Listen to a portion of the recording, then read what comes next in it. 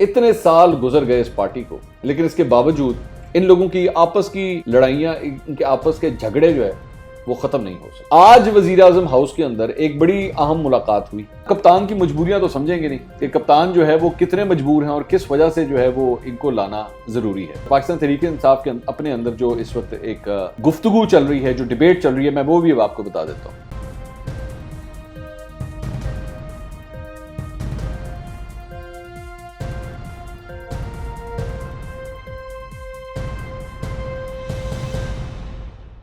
अस्सलाम वालेकुम नाज़रीन, मैं हूं मंसूर अली खान। अपने YouTube चैनल के ऊपर आपको खुशामदीद कहूँगा। सबसे पहले आपसे दरख्वास्त कि चैनल को सब्सक्राइब करना मत भूलिएगा और बेल आइकन ज़रूर प्रेस कीजिएगा, और वीडियो अगर पसंद आए उसे शेयर करना मत भूलिएगा। नाज़रीन, एक अजीब मजाक शुरू हुआ है और आप जानते हैं कि सेनेट की टिकट्स जो है वो बांटे गए, बल्कि बंट चुके हैं अब तो। लेकिन पाकिस्तान तहरीक इंसाफ एक वाहिद जमात है जिसके ऊपर ये टिकट बंटने के बाद भी जो है वो अभी तक लड़ाई झगड़ा जारी है।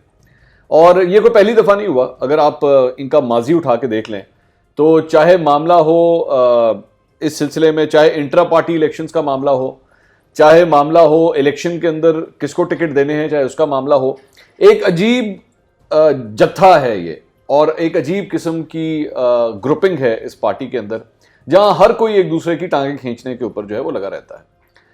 अच्छा, उम्मीद ये की जा रही थी कि जब ये लोग हुकूमत के अंदर आ जाएंगे तो शायद मामला जो है वो हल हो जाएंगे और एक डिसिप्लिन आ जाएगा पार्टी के अंदर।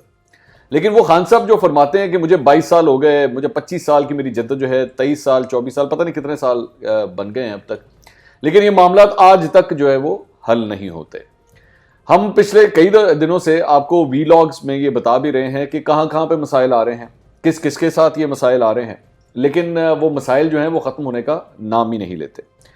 अब तंग आके इस सिलसिले में जो पार्लिमानी बोर्ड बनाया गया था जिसने सेनेट के ये टिकट्स बांटे हैं, जाहिर बात है उनके ऊपर जिम्मेदारी थी ना, उन्होंने आपस में बैठ के गुफ्तगू शुनीद करनी थी।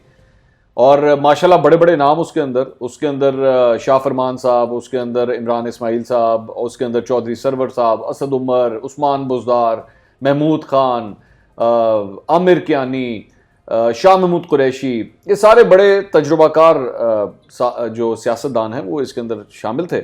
लेकिन इसके बावजूद इन्होंने जो कुछ भी क्रिएट किया है, जो कुछ भी लिस्टें बनाई हैं, वो इतनी ख़राब हैं कि अपने पार्टी के वर्कर जो हैं वो चीख उठें कि जनाब ये हो किस तरह सकता है। Try to understand that. अब इस सिलसिले में आज इमरान खान साहब ने जो है वो एक हंगामी इजलास तलब किया पार्लिमानी बोर्ड का कि जनाब आएँ, सर पकड़ें, सर जोड़ें और डिसाइड करेंगे करना क्या है। अब मसला क्या है, एक पूरी लिस्ट है, वो मैं ज़रा आपके सामने जल्दी से मैं आपको बता देता हूं ताकि आपको ज़रा मामला क्लियर हो जाए कि है क्या, किन किन बंदों के टिकटों के ऊपर जो है ये रौला पड़ गया है।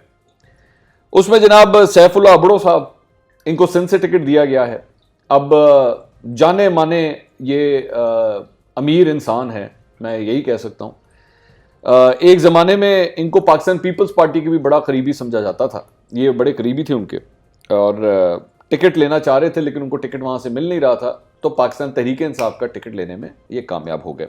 इनके बारे में ये फरमाया जाता है कि ये नैबज़दा हैं और इनके ऊपर बड़े संगीन किस्म के इल्ज़ामात हैं, तो इनको पाकिस्तान तहरीक इंसाफ ने टिकट दे दिया। अभी ज़रा मैं सिंध वाली साइड पर हूँ, फिर मैं आगे चलता हूँ। उसके बाद दूसरा टिकट आप जानते हैं कि फैसल वाडा साहब को दिया गया है। अब फैसल वाडा साहब के हवाले से पार्टी के अपने अंदर से ही शकूर शाद साहब ने जो है वो सीधा सीधा कह दिया कि जनाब मैं थे कोई वोट शोट नहीं देना है फैसल वाडा साहब के। अच्छा, सिंध की जो 3 जोन्स हैं पाकिस्तान तहरीक इंसाफ के, उन्होंने एक लेटर भी लिख दिया है इमरान इस्माइल साहब को। ये लेटर आप इस वक्त स्क्रीन के ऊपर भी देख रहे हैं, जिसमें वाज़ेह तौर पर यह कहा गया है कि जनाब फैसल वाडा साहब को टिकट आप किस तरह दे सकते हैं।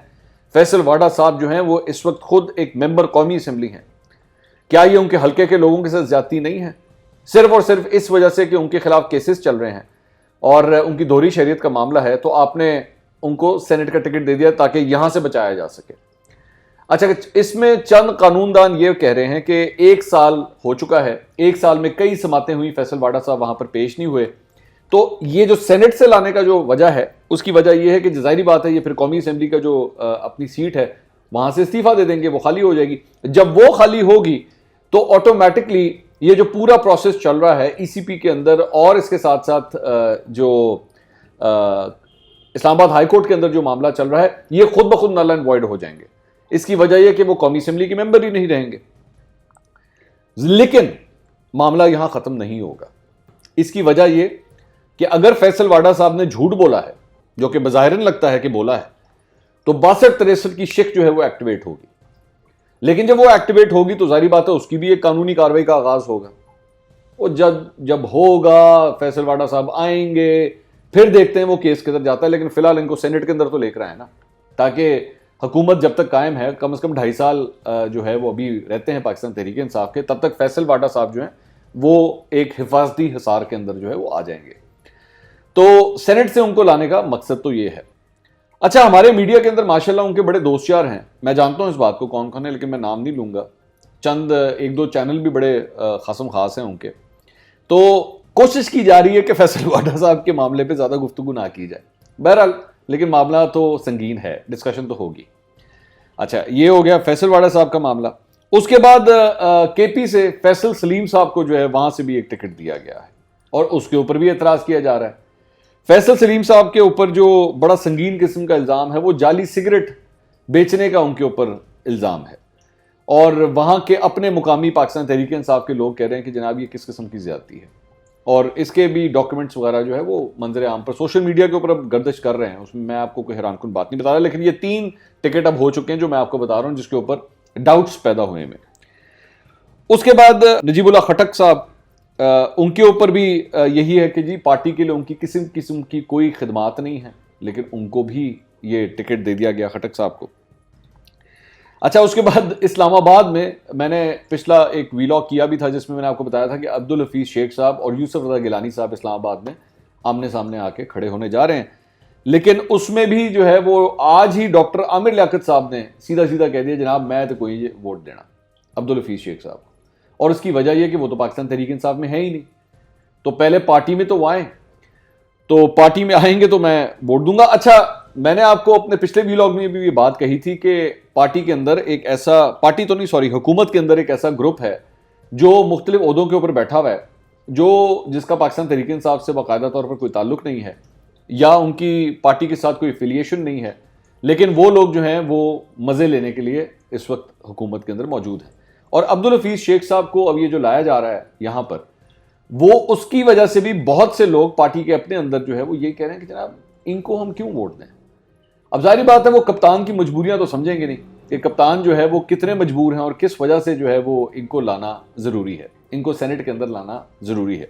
बहरहाल अगर डॉक्टर आमिर लियाकत जैसा बंदा जो है वो ये बैठ के अनाउंस कर रहे हैं कि जनाब मेरी जो है वो कोई एफिलिएशन नहीं है इनके साथ, तो आप सिर्फ उन लोगों के बारे में सोचिए जो अभी फोर्थ फ्रंट पे नहीं है, जो मंजर आम पर नहीं है। यही वो वजह है जिसकी वजह से मैं आपसे कह रहा था कि यूसुफ रजा गिलानी साहब को इसलिए ला के अखाड़े में खड़ा किया गया। यूसुफ रजा गिलानी साहब जो है ना वो कोई कच्चे खिलाड़ी नहीं है। वो देख भाल के पूरी कैलकुलेशन करके हवा का रुख किस तरफ है, हवा ठंडी आ रही है या गर्म आ रही है, माहौल कैसा है, उसके बाद वो चाल चलते हैं। तो यूसुफ रजा गिलानी साहब ने भी अपने नंबर जो है वो गिने हैं, चेक किए हैं, जिसके बाद ये उन्होंने फैसला किया कि हाँ जी ठीक है, मैं पीडीएम का जो है मुश्तरका उम्मीदवार खड़ा होऊंगा इस्लामाबाद से।